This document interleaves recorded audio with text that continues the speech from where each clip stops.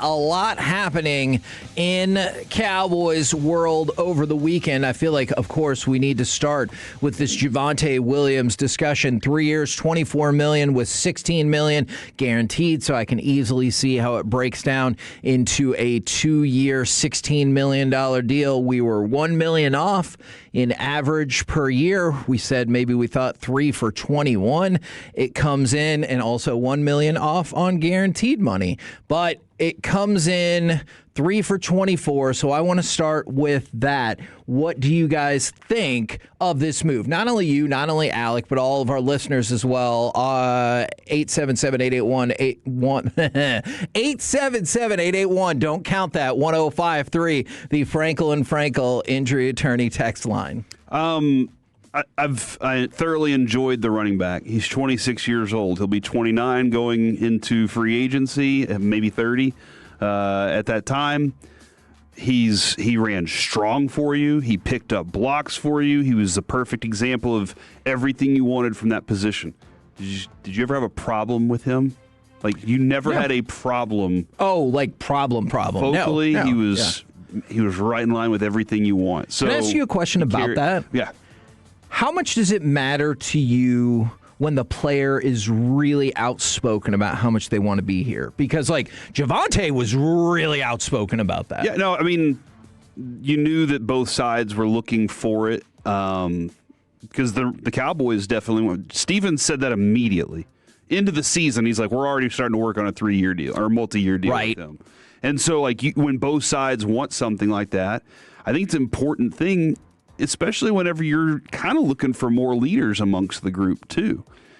Yeah, he doesn't have to be a loud guy that's out there, telling everybody. He's doing his work for sure. And, there are other guys involved with that. So, yeah, no, it does mean a lot. I think every player wants to say that because they understand that's their best deal. I also think that him saying it was, they wanted me last year. Right. And like, this was a perfect pairing. I'm going to run for Shoddy. I like the offensive line in front of him. I think he sees the positives that are going to give him another 1,000, 1,100-yard season. So one of the questions that comes up, and I totally get it from the 817, is he worth it? So, and this is what you always have to do with the NFL salary cap, right? It's a 3-year, $24 million deal. So what does he cost? He costs you $8 million per year. But not really, right? My guess is, I haven't seen the specific breakdown yet, but my guess would be he counts about $4.5 million against your cap. Like that. So that would be my question. Just take everything on a season-by-season basis. I tell you that Javonte Williams will be on the team next year, and he will count $4.5 million against your cap. Don't you feel like most everyone is jazzed up about that? Absolutely. And when you ask if he's worth it, go watch him run last year. He was for sure. He was one of the top running backs last year. He's not being paid extreme numbers. Like, this is a good quality contract for a running back that played as well as he did last year. And somebody said, hey, thoughts on adding Najee Harris to pair with him. Kevin, this is what I think the Cowboys' thinking is. We have a bell cow. Right. We don't need another guy. We don't need a Miles Sanders to pair with him. Right. But it'd be nice if Jaden Blue or Phil Maffa were able to take that over. But we know we can put that guy out there, and he's going to run the ball every time we ask him to. Okay, question about that then. For some magical reason in this scenario, Miles Sanders says, I will sign for vet minimum. Do you want to bring him into camp, or do you view him as a progress stopper for the two that you just mentioned? I'm willing to bring him into camp, but the order kind of shifts a little bit. That makes sense? Yeah. And then in addition to that, like, I warned everybody early in the season of Javonte Williams. I don't want to toot my own horn here, Kevin, but I feel like I need to. I did not think he was going to do well. Well, not that, but we get about 6 games in, and I'm like, hey, there's a lot of carries going on his body right now. Do we want to continue doing this, or do we need to make sure we have somebody that can spell it a little bit? You pointed out by the end of the season he had Josh Smith a little bit, where he kind of fallen because he was a little worn down from all the carries. So sure, I hope that either Maffa or Blue is capable of this offseason taking the role and being like, I'm fine being a number 2 dude, And whenever I get my opportunities, I'm going to do exactly what I need to do to make sure this guy goes out there and gets his start, and then I'll take over from there. You know, you brought up something that I think is really interesting, is because this contract was about equivalent to what DeAndre Swift got. Now, DeAndre Swift in the NFL has 1,069 carries, and Javonte Williams has 858. Okay. And so he'll be 26, like you said, when the season started, but because of injuries and because not being like a primary back kind of after that, he does have a low count.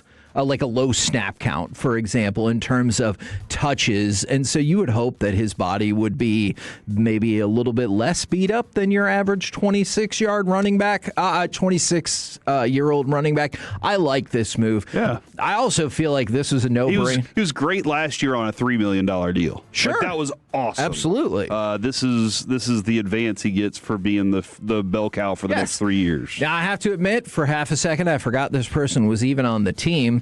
But the Cowboys also waived Logan Wilson. Given the fact that he was going to count $6.5 million against the cap, and the Cowboys could not get him on the field in an actual game because they couldn't figure out how to do it, this feels like a no-brainer, Okay, right? First off, it's not that they couldn't figure it out. It's that the defensive coordinator refused because my guy is Kenneth Murray, and I'm living and dying with him. But it sounds even worse when they're like, hey, there's confusion with the coaching staff. That's what they actually told us. I'm totally with you on that. All right, so yeah, move on from that. All right, got a couple of other things for you, and I want to start with this.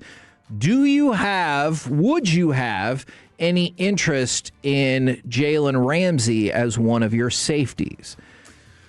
Interesting. So, okay. Bleacher Report threw out, one trade we'd like to see every team make. And I just wanted to check with you on this because this is somebody who's been tied with the Cowboys ever since the draft 10 years ago.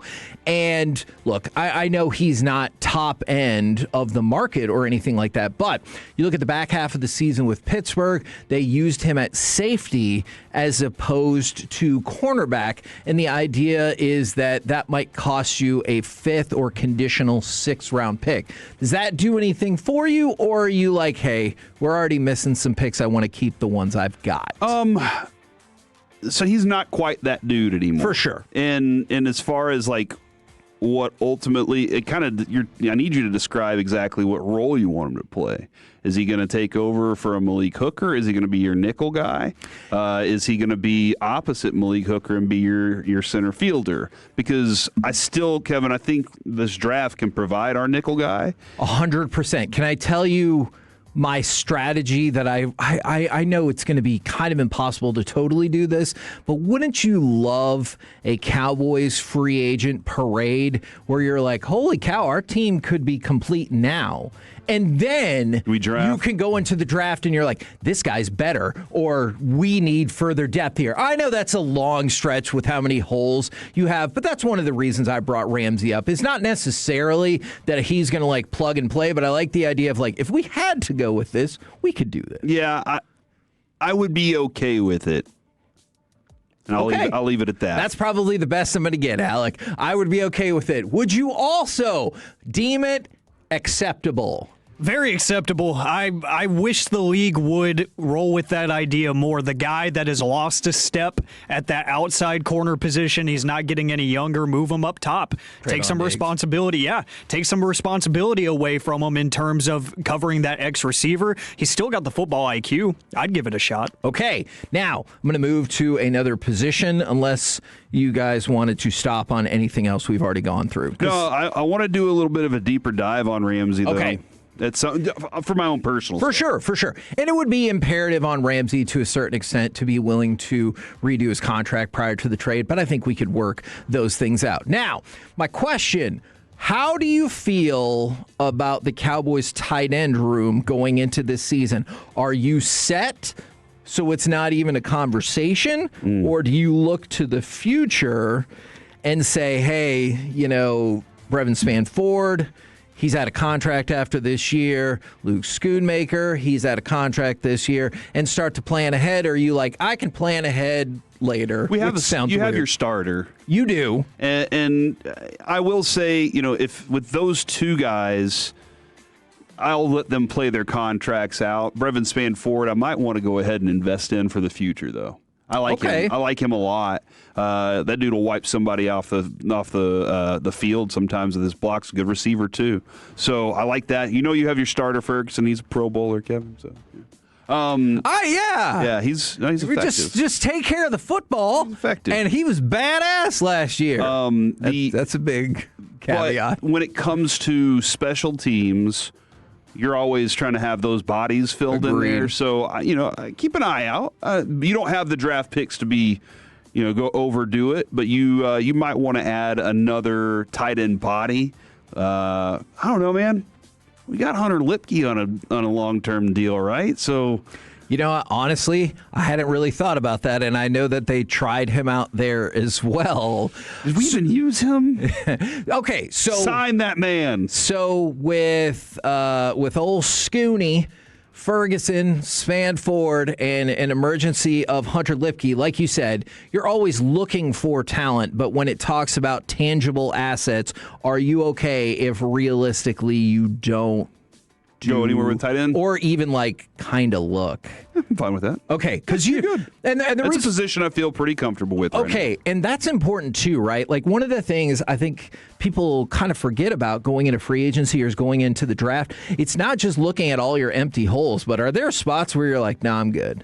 I don't need to worry about, even if it looks quarterback. Exactly. And that's the thing. I know I'm not trying to start a Dak discussion, but let's face it. With Dak and Joe Milton, barring any injuries, don't you think the Cowboys are going to be we're set? Yeah. So same thing with tight end. So how many positions on this team can you look at Defensive tackle and go essentially, except for maybe if you're going to re-sign Kenny Clark, and that is a question mark. A big part of that. And by the way, whenever you see people talk about how far over the cap the Cowboys are and they're counting Kenny Clark, you should move on to the next article because that person is not being honest with you and not telling you the truth, because there is no guaranteed money on that. So don't worry about that. If they bring him back, it will be on an altered deal. We think probably closer to 10 to 12 million, but don't worry about that because you can let him walk out the door tomorrow and whoop, $20 million gone, and you don't have any dead money on that. Center and guard? I mean, depending. I think Tyler Smith's your left guard. Yeah. No, absolutely. Unless Booker's your right guard. He's not, right? That's the only thing. Okay. I'm not arguing with you that he needs to go to left tackle. It just doesn't it kind of feel like there's a little something there that's not 100% locked in? Yes. So I was saying it in the hope that you would be like, yes, no, it is. And then we could convince ourselves that everything's fine there and we don't have to worry about it. But, Kevin, that's not how the Cowboys operate. Yeah, I mean, they want us to be uncomfortable. Pretty much. From the 214, you're not going to kick the tires on Pitts. Exactly. There is no world in which I'm interested in that because you know how the market works. And I do not want the Cowboys wasting their time on players who are not going to fit here from a monetary standpoint and don't even have an immediate position to play. Because you're not going to, because it's fine. You want to put Pitts out there ahead of Ferguson? Then what the hell did you do that contract for? So, no, me personally, unless he calls me and says, I'm ready to work on vet minimum, then I'm going to move on with my life.